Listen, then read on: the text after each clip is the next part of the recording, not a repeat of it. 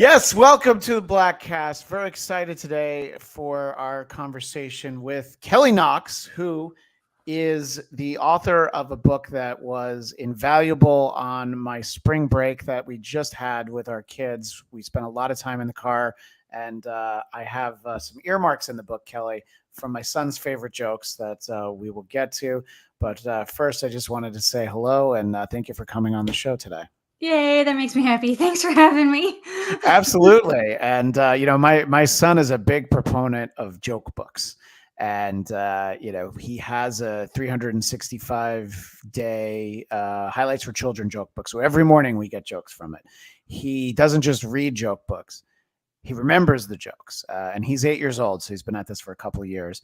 And on one of the shows, one of the other shows that I host, we had as a guest and sort of older comedian. His name's Jackie Martling. He was on the Howard Stern show for a long time, but he's like a joke book joke kind of guy. And he usually does a thing in his live shows called Stump the Joke Man. And he usually, if you give him the setup, he knows the punchline to the joke. I had recorded my son who did two of the jokes. Jackie knew the first one. He didn't know the second one. And he was close. And that joke was, can February March? No, but April May.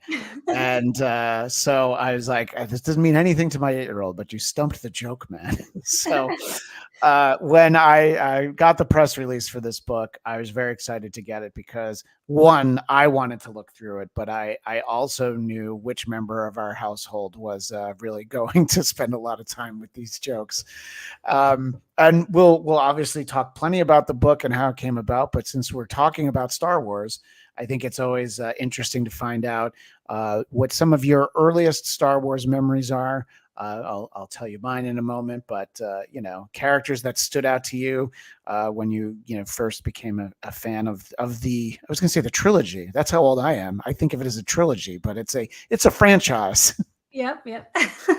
We're probably similar ages because original trilogy was the one I saw in the theater first, and I remember seeing Return of the Jedi in '83.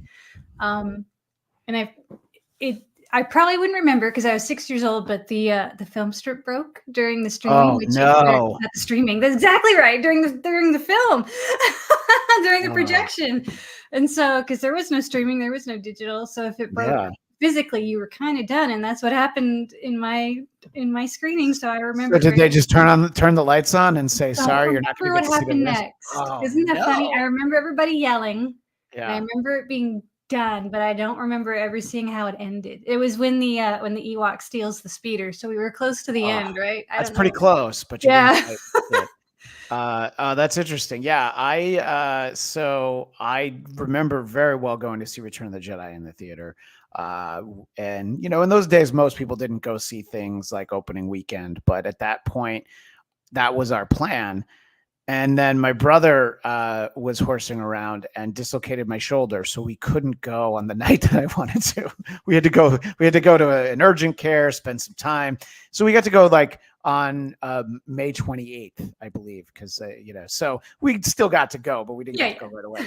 But so I remember going to see Empire Strikes Back because it was sort of the old style theater where they had one screen and they had painted the logo on the back of the wall. Now, of course, we'd have a photo of me at that wall, but you didn't bring the camera anywhere in 1980. It was always like a plan. You had to put it under the hood and have the flash. It was like that kind of. But my earliest memory, and my dad doesn't remember this at all, but I remember going, not because I was born in 1976, but I do remember going to the re-release of Star Wars. So I was 3, and it was at the drive-in. And I really had to go to the bathroom, and my dad really didn't want to take me. So I was like, but I have to go. And, look at the way that the world worked at that point. He'd only seen it once before. And that was all you got, right? Yeah. You only got this time in the theater. To see it again. Yeah. Yeah. So through, all of that, obviously I was in the sweet spot for all of the action figures and the Ewoks and Droid animated series and the Ewok TV movies, and there was so much. It was such an important part of my childhood. My wife's a few years younger than I am, but her dad showed them to her sister and her, like on VHS, and saw those re-release special editions in the theater.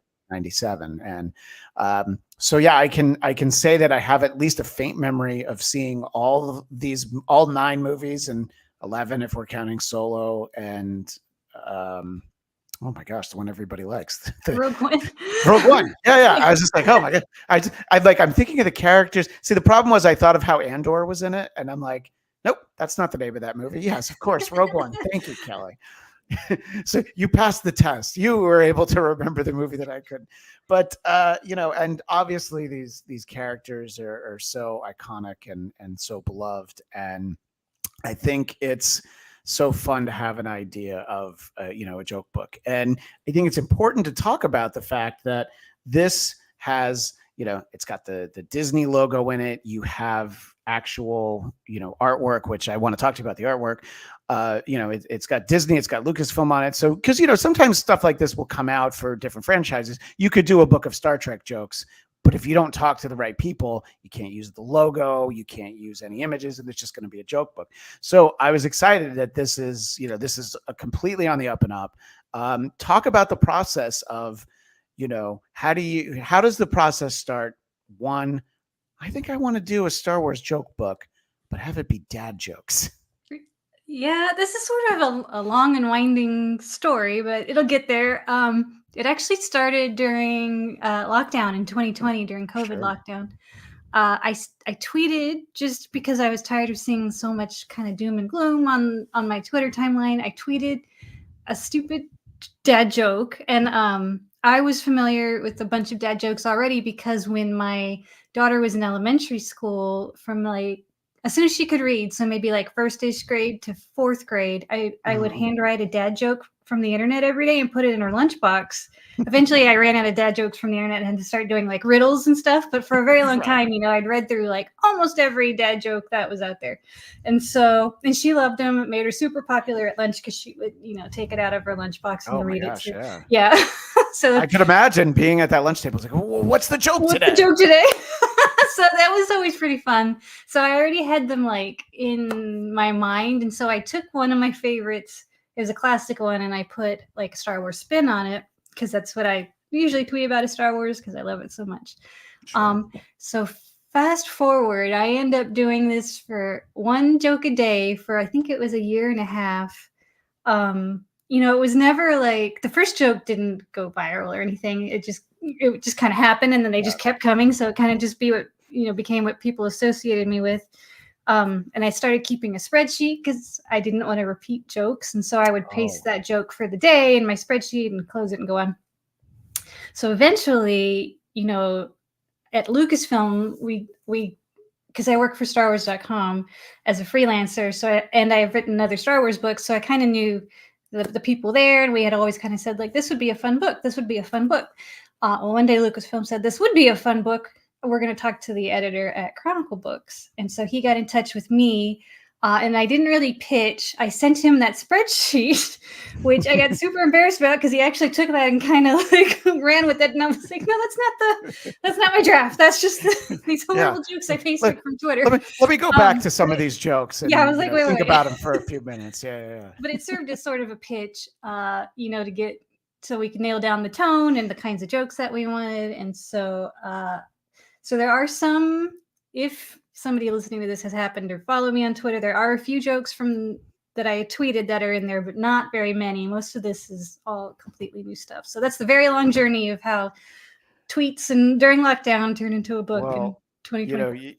You talking about sort of that start of lockdown, there's something very much on, sort of that time period was, a lot of like, where's the fun distraction thing? Like, yes. I think a couple days in, I was like, oh, wait, I can't look at the news before bed. it was a lot of like, where are the fun distractions and all that. Yeah. Yeah, it was as So much of a distraction for myself, I think, as it was yeah. me wanting to share some laughs. It was also a Yeah. nice way to distract myself. Yeah, no, and at that point, let's see, our kids were 5 and 2. Well, almost 5. That's true. I guess my son was 4.5, and yeah, and there was that day where we went to go pick them up at preschool, and they're like, okay, so we're gonna be closed for the next 2 weeks. We're like, wait, what now? Yeah. And it was a little bit of a long road from there, but Yeah. there's a lot of like, let's find fun things and distractions and all that. We got so that it's like, we're going to follow the garbage truck around the neighborhood, and we're going to watch it pick up the trash and put it in, but don't get too close. So yeah, it's the idea of like dad jokes. And I mean, there was a lot of like content from that time period that I think could very well be mined for a really interesting documentary, and not a super super disappointing or depressing one. A lot of musicians were like, well, I guess I'm live streaming from my living room, send me requests, and I think that the proliferation of apps like the one we're using right now, StreamYard, and the ease with which, most interviews that I did before that, we would try and figure out when somebody would be able to come in studio in North Hollywood, and it's it's interesting to think back about, because this is the time of year where you really start to see those Facebook memories. You see the screenshot of somebody was selling a 30 pack of toilet paper for $63. So it's you don't always want to relive it, but that's why there are those fun moments. You're talking about being able to start the jokes and being able to put the jokes out there. And I think that it's nice to see that good things can easily come out of moments like that. And so basically that draft doesn't necessarily become the book, but it becomes the template for the book. And I had noticed, yes, in your bio in the back, that you do some work for StarWars.com, and also I guess there's a Star Wars kids YouTube channel, and so you'll do things like crafts there. I'm not going to ask you to put it together, but is there one that comes to mind of like, oh wow, this is the Star Wars craft that has way more views for some reason, or anything surprise you that you did over there?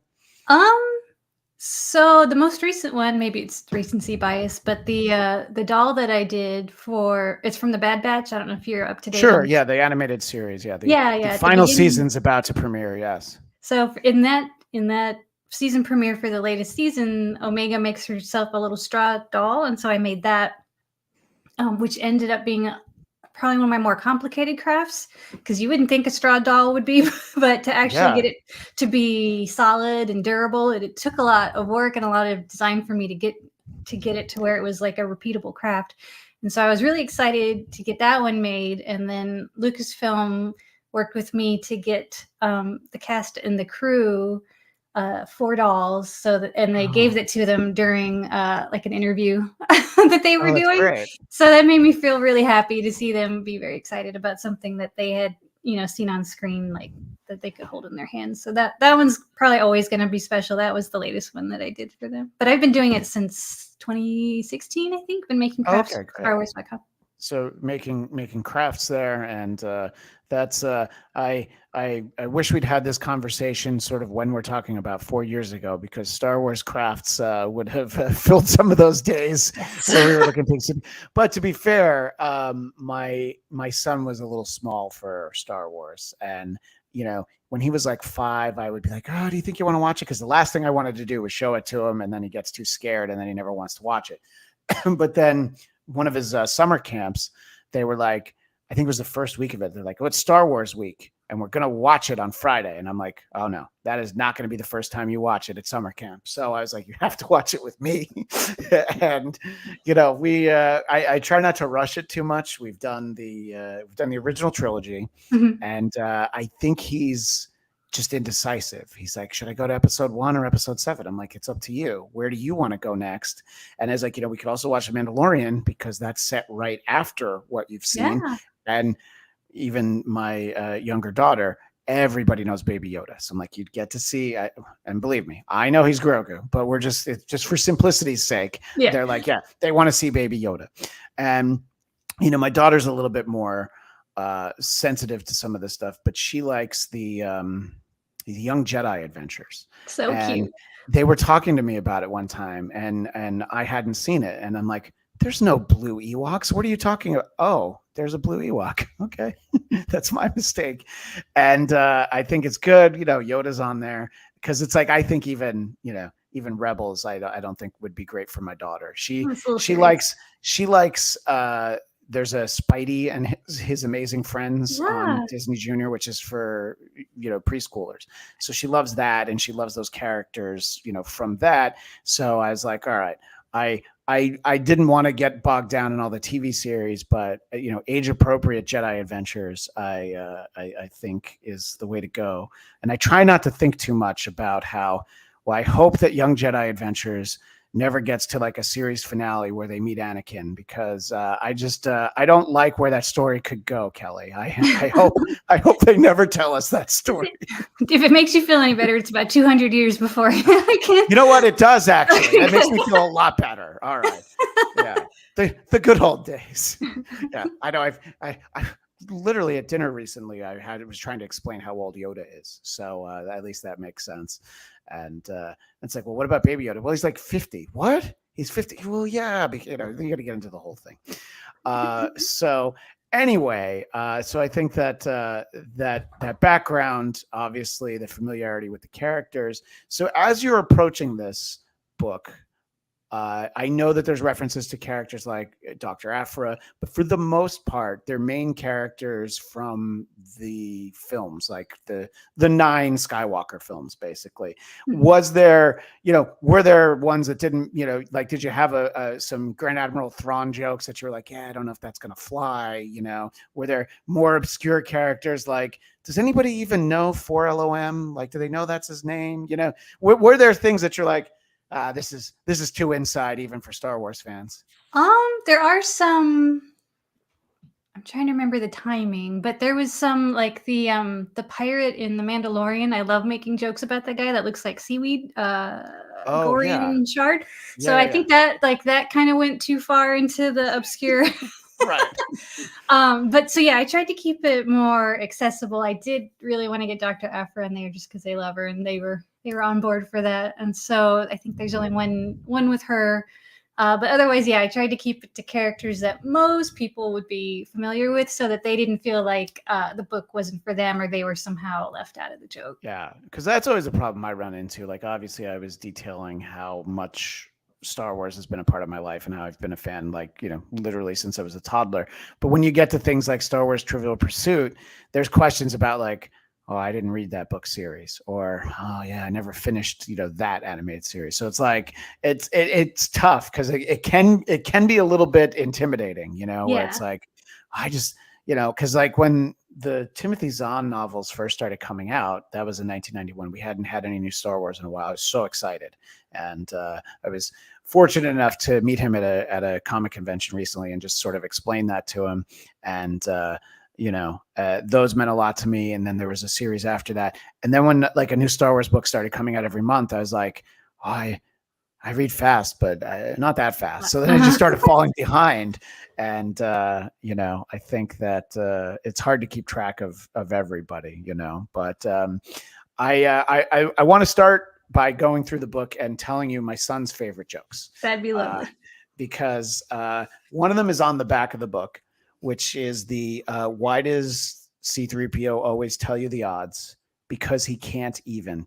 And that is, that brought the kind of laughter from my son that I was like, because he's very good at math and he loves jokes. So it's like, oh yeah, that's like in his sweet spot. And I know it disappears if I show it, but there's this great artist rendering of C-3PO, which we will talk about the art in a moment.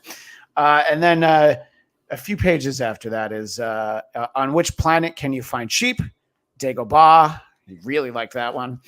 And this was one where we had to explain it to him, but then he really liked it. Why did Yoda stop going on missions after he moved to Dagobah?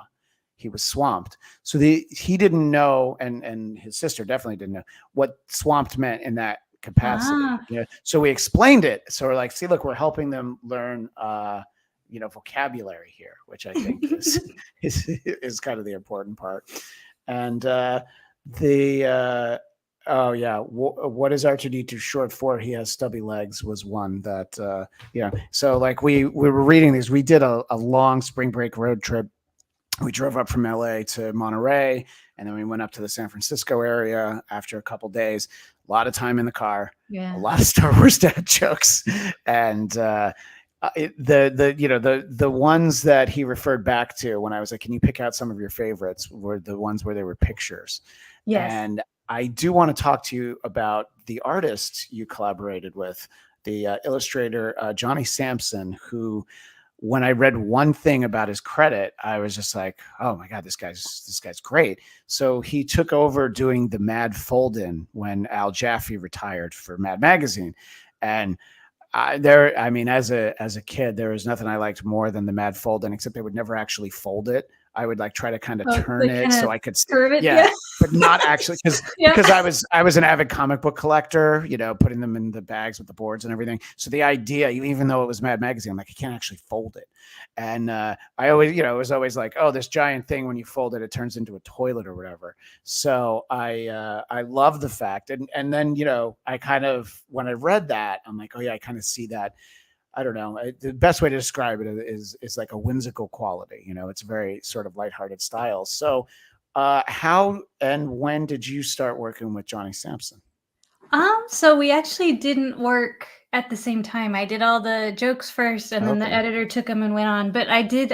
So the first time, let me say that the first time I saw the book was the first time I saw the illustrations, and I just died. I died laughing. I couldn't believe how good they were. And I still anytime I talk about this book, I'm like, look, it's the pictures that really make it. Like, I'm not just saying that to be super modest, but the pictures are just so great in this book. So I think he and the editor worked out which jokes got illustrations, but eventually I got in touch with him because I wanted him to know how much I loved them. And so we both kind of caught up and chatted about the project, and we were both so happy, I think, to work on it together. And he's a really nice guy, and I'm really glad that they paired him up with me for this, because I think it makes it just 100 times better. Yeah. And so as we're talking, I guess the book comes out on April 2nd. And I think by the time most people see and hear this, they will have already had the opportunity to get it.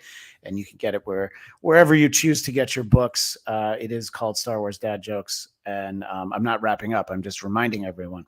And it does look like that for our visual audience. And I just so because it's not out yet, I'm wondering if you've been able to get much feedback or maybe other people that you've interviewed with. What are you hearing about it in the time since it's been physically put together as a book? I do enjoy hearing that a lot of people are trolling their kids with it instead of like giving it to their kids and making it like a family activity. They're just like completely making their kids roll their eyes and go, ugh, which is like my dream. I'm so glad that's already happening. So yeah.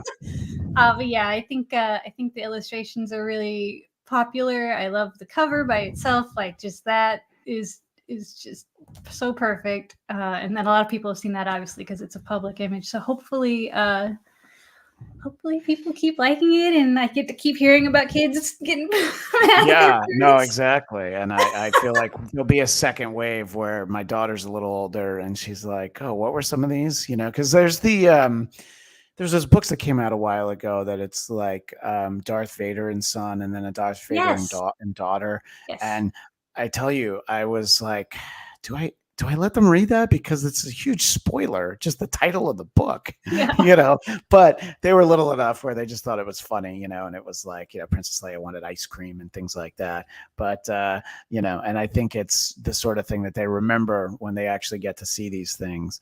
And, in terms of sort of figuring out what's next for my son's enjoyment is that we're pretty close to the 25th anniversary re-release of Phantom Menace. Yes. So the fact that I can show it to him in the theater means that I'm probably going to nudge him in that direction, which means, we're still sticking with, the release order. Mhm. And I've heard so many different theories for, oh, well, you go in number order because that's the way that the story happened.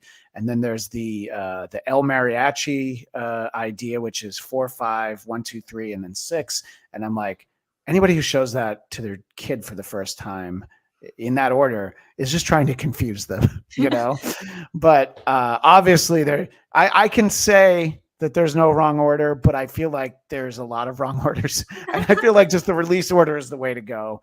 And I always just feel like, well, I wanted him to see the one that I was so excited to see for the first time.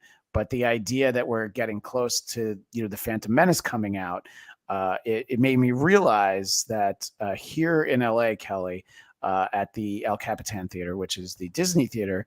And this is happening all over the country, but they're doing what they call the entire Skywalker saga.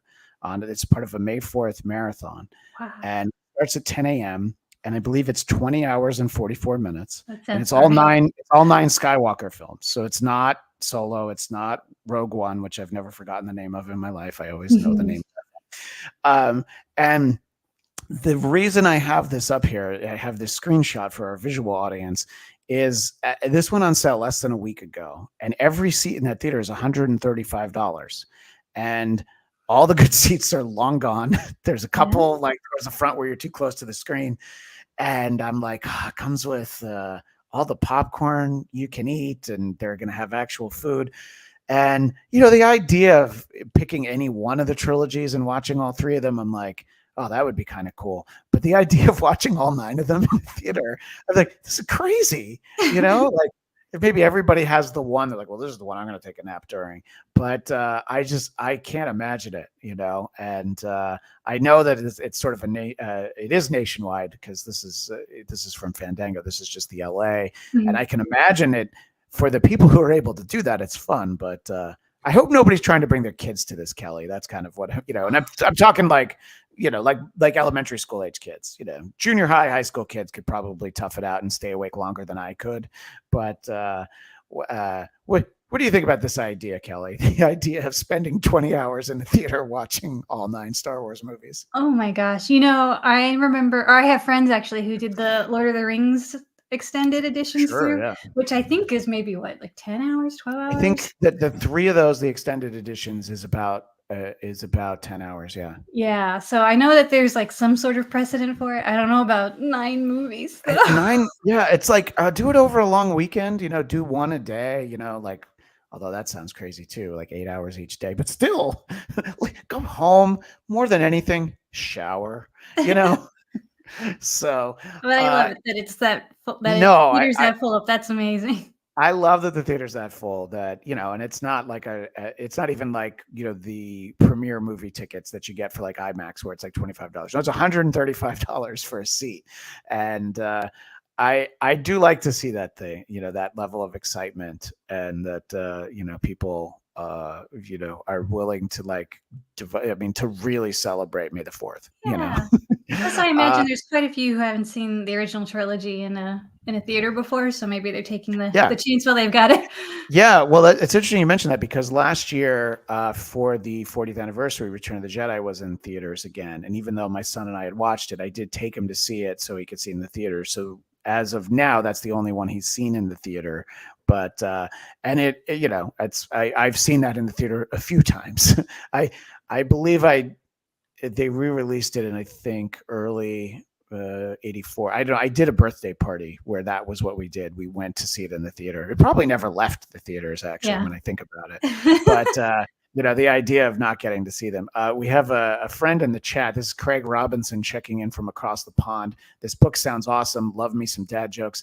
Think I'd be the only one laughing in my family. Kelly, there's something to be said for that, to what you're talking about, sort of annoying people with the jokes, You're just like, all right, it's like, well, did you know Han Solo doesn't believe in Santa? He's a rebel without a clause, and then just walk away. It's sort of like, like that sitcom character that oftentimes would be played by somebody like David Spade. They just walk in, one-liner, walk right out. So that's Craig. That's what you should do. Yeah, and so I was very excited to get this, and it was also because they asked if I wanted a digital copy. I was like, if I can get a hard copy, I think that's going to be better because I knew we had spring break coming up, and like I said, I knew how much my son was going to be excited. I want to ask if you are able to choose your favorite of the Star Wars films. Do you have one that's like, okay, this is still to me my personal favorite? I have mine, but I'm just sort of wondering if you have one at this point. My favorite is always the original A New Hope or Star Wars as it was released. Yeah. That's the one I think I've seen the most. I can pretty much quote the whole thing. That one's, I think, always going to be number one for me. Yeah, I agree with that. My answer is that I kind of go with the headspace I was in as a kid, and that the excitement level, the reveal of getting to see Return of the Jedi, and Darth Vader wasn't lying to him. Like, wait, and he has a sister. And this wasn't the age of no spoilers. As you know, Kelly, I'm telling our audience, like I went to school and I was telling everybody, I'm like, Princess Leia's his sister. And they're like, wait, what? And I'm like, oh, what? Did you want to see the movie? I was just so excited, so I just sort of stick with basically since I was 7, I always loved Return of the Jedi. And you'll hear no ill talk of Ewoks from me because of how much I loved the Ewoks when I was a kid, and that the 2 seasons of the animated series. I'll admit that the TV movies didn't hold up the way I thought they might in my head, but I, still had the Ewoks in it. You know what I mean? So it's, but the reason why I bring up Return of the Jedi is because I was excited to see that some of the other stuff that you have coming up includes this visual. Oh, I brought it up just to bring it away. This visual archive of Return of the Jedi. And they have not sent that to me because I didn't know it was coming. But talk a little bit about what that is and, what's basically, I mean, calling it a visual archive, it's like I kind of get what it is, but tell our audience about it. So each of these books comes from a different publisher. So if you want to get in touch with them, I can get in touch with them. I will definitely get in touch with that publisher. Yeah. And when we get to the 3rd book, there's a different show I do that I want to specifically talk to you about that book. So definitely I will get in touch with all the publishers. So the Return of the Jedi book, I don't know if you can see it behind me, but it's actually I would say a good textbook size or phone book size for old people like me. It's a pretty hefty book. It's got pictures from behind the scenes of Return of the Jedi, illustrations, concept art, a lot of Ralph McQuarrie art. So it explores behind the scenes, but it also goes beyond that by taking elements of Return of the Jedi that have kind of connected to other stories that we know now and how it's kind of grown throughout the Star Wars universe. And so I don't think I can show you the pages yet, but there's that's okay. Yeah, that's there's some preview pages. I was just excited. I left it on this layout because when you were in the small window, I didn't realize you had what looks like a Jar Jar Binks. Is that a drinking cup or is that just a? That's Jar Jar Binks, the Phantom Menace Taco Bell cups, I believe. Right. Oh my gosh. Well, at our house, we had I think it was 36 Pepsi cans. It was like Pepsi Diet, Pepsi Mountain Dew. And I was working in New York City at the time. And so I would be walking by, hot dog carts and I'm like, which ones you got? Because I'm like, I'm ready to buy it. I remember my sister had a whole set and all I said to her was, you can never get rid of these.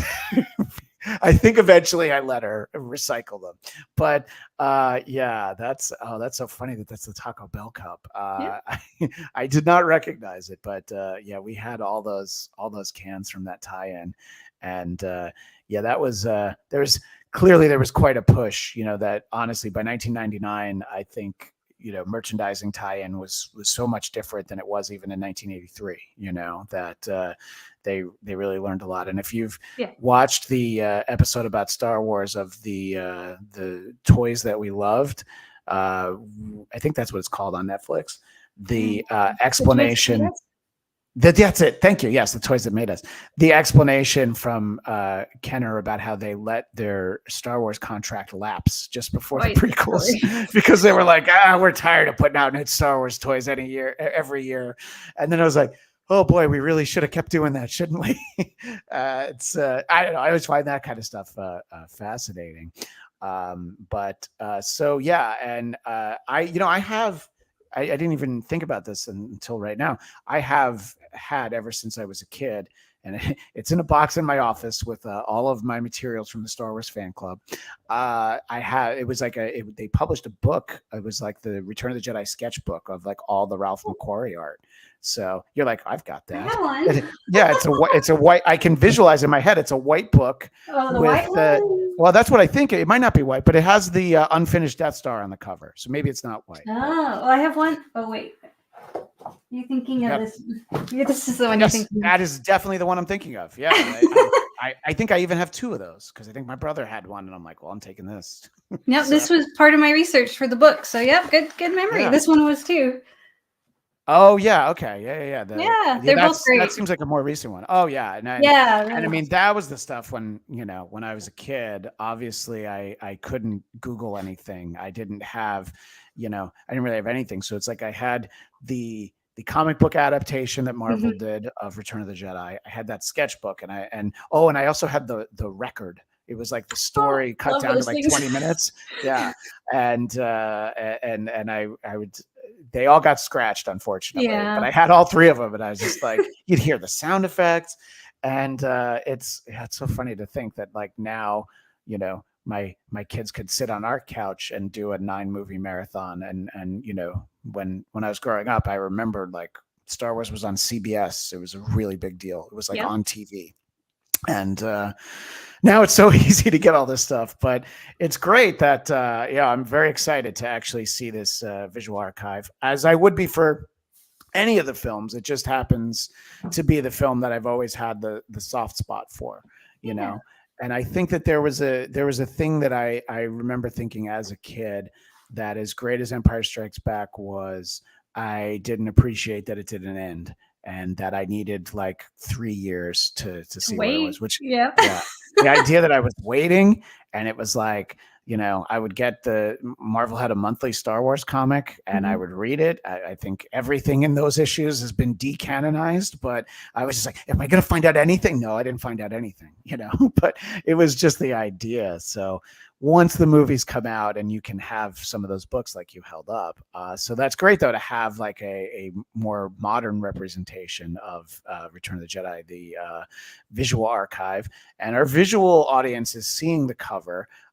What can you say about what can you say about the artwork in it? Is it all one artist? Is it a group of artists?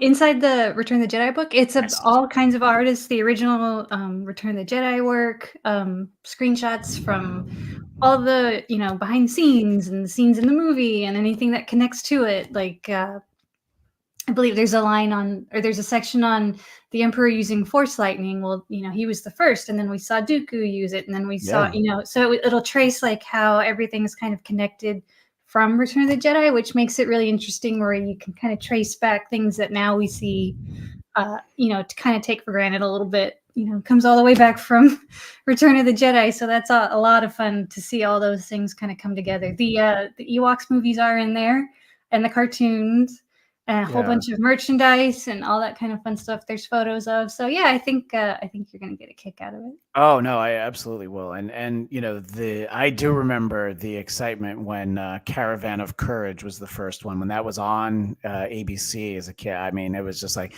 don't even try and get me to go to bed on time tonight. And by that point we had a VCR, so I recorded it. I was able to rewatch. Yeah, it was interesting. It'll tell you a little bit about the pedigree of the nerdiness in a good way, the geekdom in my family, that my mom made sure we had a VCR once they were even reasonably affordable, because in New York, Star Trek reruns were on at midnight. and she really wanted to see The Trouble with Tribbles again because she remembered seeing it in high school, and she just never seen it since. And so then we that's recorded it. every That's night. what it was. Yeah. Yeah, we recorded every night, and I'd get up in the morning. I'm like, oh, it's not Trouble with Tribbles, but I'll watch this one. And some of them were fun, some of them were weird, some of them were way over my head. But so by the time we had this, by the time we had the Ewok movies, I definitely was able to record them. And so I was very excited. I don't think they play anymore, but I still have VHS of the Ewoks and droids. And I thought that style, the droids cartoon, it's Nelvana, the same company that did the animation and the. Are you allowed to talk about the Christmas special? I know you work for Star Wars, so I don't know.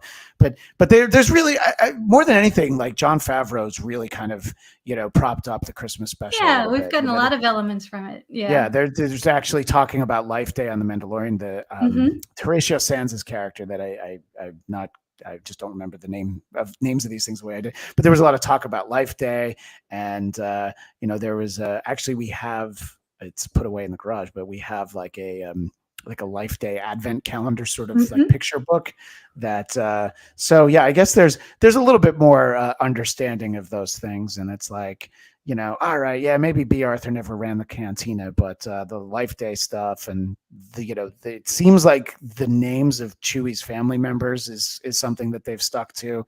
So anyway, sorry, I went off on the Christmas special. There's a whole Life Day episode of Young Jedi Adventures. If you haven't seen it yet, they go. I haven't. Oh my gosh, I definitely want to see that. Yeah. So and it's you want to talk about just sort of holy grail for content as a nerd, and in like the early 90s. Spending a whole $20 to get a VHS of the Christmas special, I couldn't believe what I was watching in some bad ways, but in a lot of good ways. I was just because that Boba Fett cartoon, I'm like, oh man, he's so cool. So cool in that.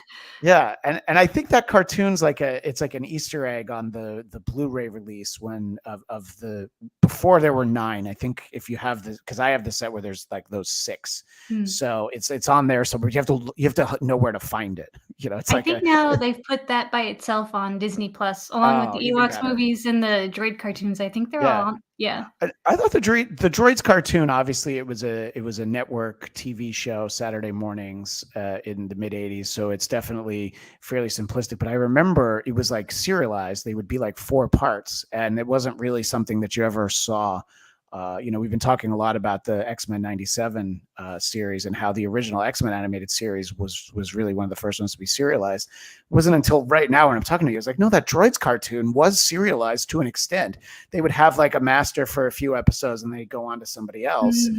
But so it's I know how I got to that. I was talking about how I like that artistic style, and I know that company also did. They did Care Bears and some other stuff. The Canadian company, and so you were talking about how your book features some stuff from the Ewok movies, which is great. And the droids cartoon is in there too. So yeah. Oh my gosh, you get all my favorite things in there. Yeah. I mentioned before that I have my materials from the Star Wars fan club, which eventually became known as the Lucasfilm fan club. They realized that it's like, well, we want to cover Howard the Duck and Labyrinth, so let's broaden it out a little bit. But one of the things I got from there is I have a patch that says Revenge of the Jedi on it, and I'm like, oh, there's probably some value to that, but it's like I can't imagine parting with it, because it's like this doesn't even make sense. Right. Which, let's be honest, that movie should not have been called Revenge of the Jedi, by the way. So they made the right choice by changing it to Return of the Jedi, because it's like it's really revenge there, and yet Revenge of the Sith does make more sense, So we've got some friends in the chat. American Cupcake saying hello. The great Cardiff Electric trying to warn you that he's heard me say awful things on one of the shows that I do.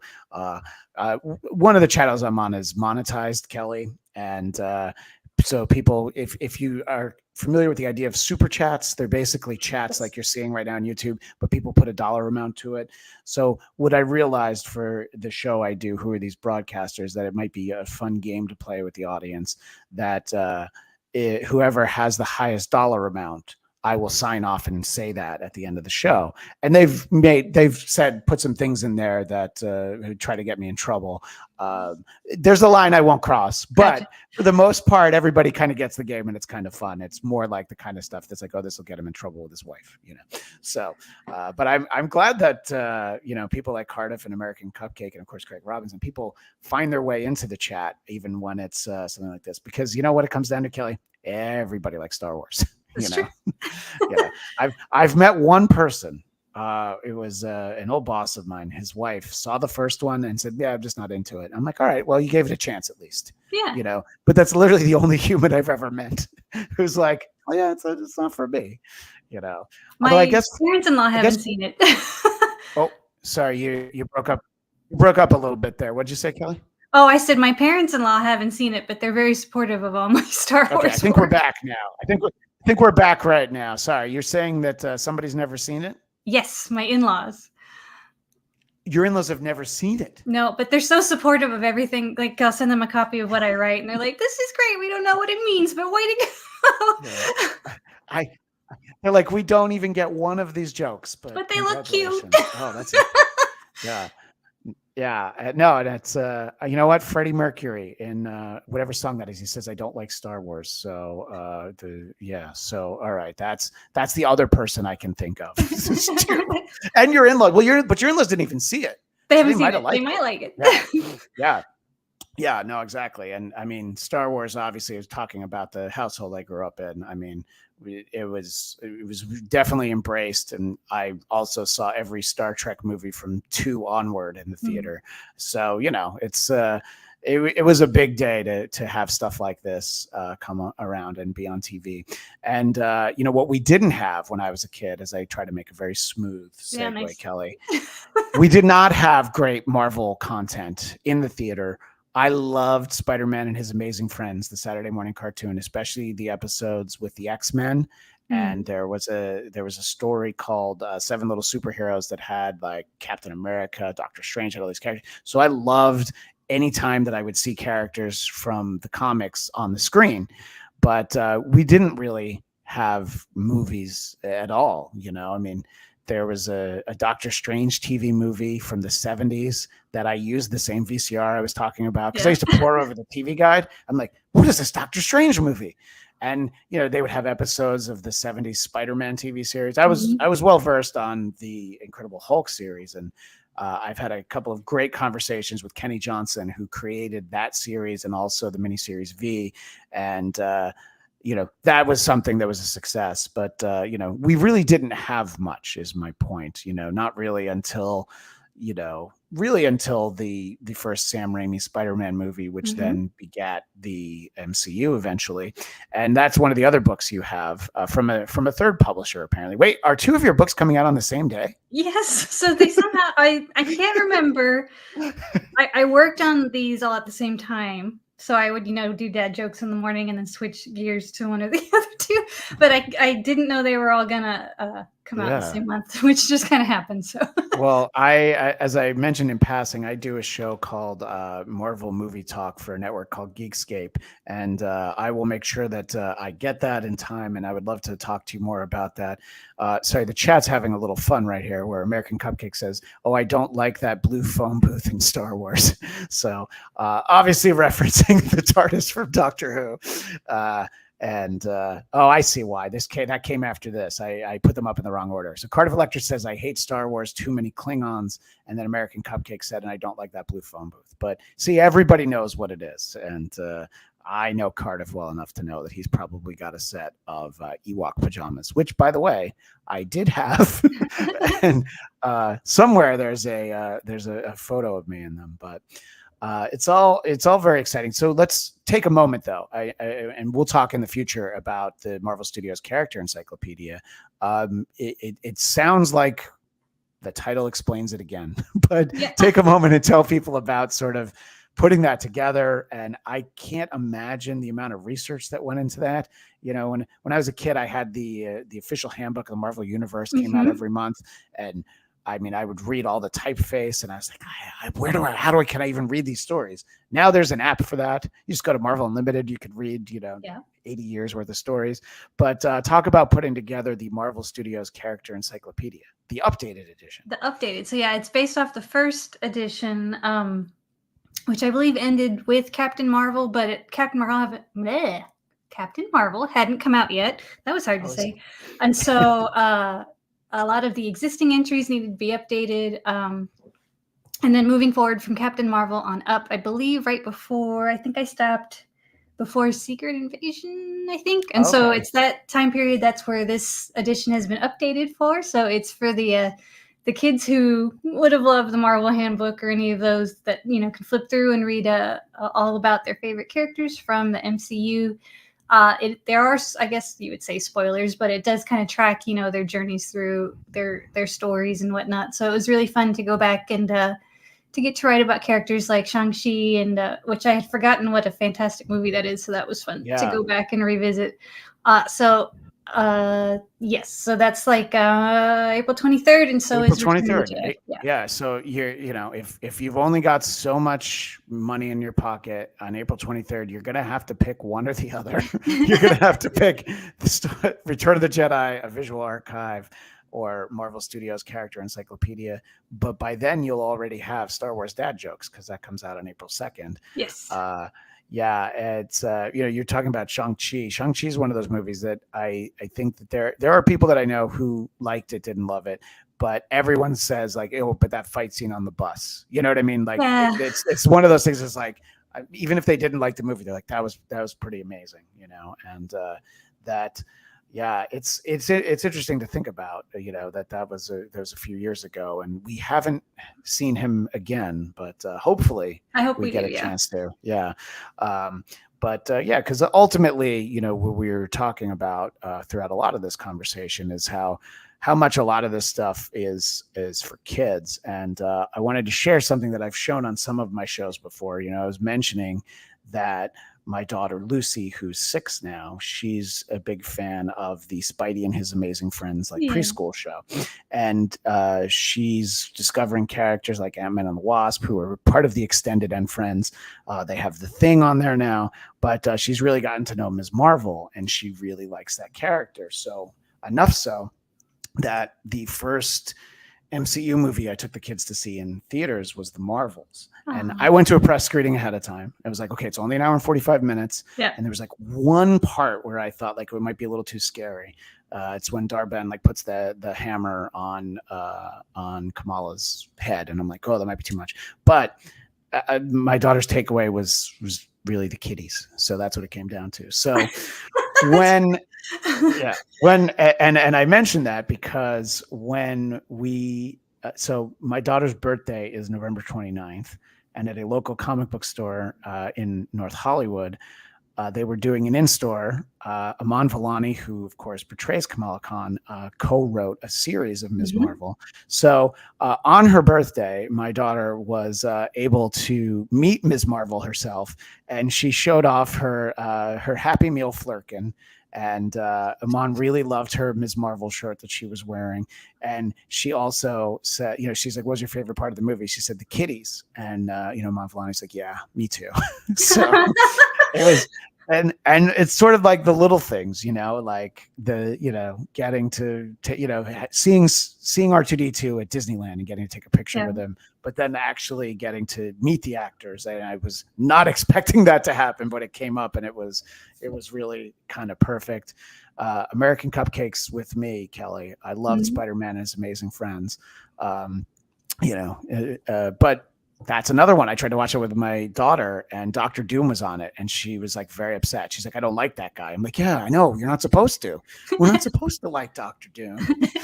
But I think all of these books that we're talking about, though, will be very important in my household as we go through the MCU and obviously some of the extended Star Wars films and series and everything. And I'm just very excited to get the chance to be able to share all of it. And it's been wonderful getting to talk to you about all of this. Thank you for sitting through some of my more long-winded setups to things that should have been very easy to explain. But it was just very exciting because it was literally like couple hours ago that I was like, I found you on Twitter, and yes, I saw your message while we were recording. I was like, oh yeah, I did put the wrong time, but I'm glad you showed up at the right time, because I was like, I better be early. I tweeted the wrong time. And then I saw about these other books, and I'm like, oh, this is great. This is all very exciting. So obviously, usually when you talk to somebody, you're like, well, what do you have coming up next? We've talked about what you have coming up next. Is there anything you can talk about that you're hoping to work on, or like, oh, I've got another 1,000 Star Wars dad jokes, so I hope I have a book to put them in? I wish I had another 1,000 dad jokes. I think my next book has been announced. I worked as part of a team on the Star Wars encyclopedia that's coming from DK Books in the fall. So that's like the extra updated version. I think it was of what was called Ultimate Star Wars, something like that. It's another encyclopedia. It should be another nice big book. So if you like those kinds of encyclopedias, that would be out in the fall. So that's what I've got coming up after all these. And that's the problem. You have to keep updating these things because the content continues. Because, if you did a comprehensive Star Wars encyclopedia in, say, like 1988, you'd pretty much have everything, Yeah. And it would have been good for a while. You would have had a decade where like, that's it. And then, then the prequels started and you're like, oh, I guess we got to do some new books. But it's that's great. It's very exciting to know. And, I'm sure that growing up loving Star Wars, if somebody had said, like, by the way, one day your job is going to be doing Star Wars stuff, you're like, no, that doesn't make sense. People don't work on Star Wars except for Mark Hamill. Well, that's fantastic. And obviously people can find some of your work on the Star Wars Kids YouTube channel for some of those crafts, which the next time I talk to you, I'll have to look for some of those. And we mentioned that you're on Twitter. So if people want to keep in touch with you, they can find you at Kelly_Knox, correct? Yeah, that's right. Oh, that's great. Well, Kelly, thank you so much for being so generous. Thank you for providing basically the soundtrack to our spring break. The other thing was we had the audiobook of Beverly Cleary's Beezus and Ramona. So we kind of had that on in the car, and then we would like, okay, time for some jokes. So it was, really just anything to not let our kids sit in the car with screens. Yep. That's really what we tried. That's like, there's enough of that in the house. There's enough of that in the hotel where we're going to stay. So I very much appreciate having the book ahead of time and being able to really spend time with it. And just in general, I mean, there's something to be said for dad jokes, my dad could write a book on dad jokes, but no one would buy it because it would be like, oh, aren't these supposed to be a little funny? So, well, Kelly Knox, thank you so much for your time. And I look forward to talking to you again soon about the other books that we reference. But that will be all the time we have for now. Thanks again to Kelly. Thanks to everyone in the chat. Yes, even you, Cardiff Electric. Thanks to everyone. And we will see you next time on the Bladtcast.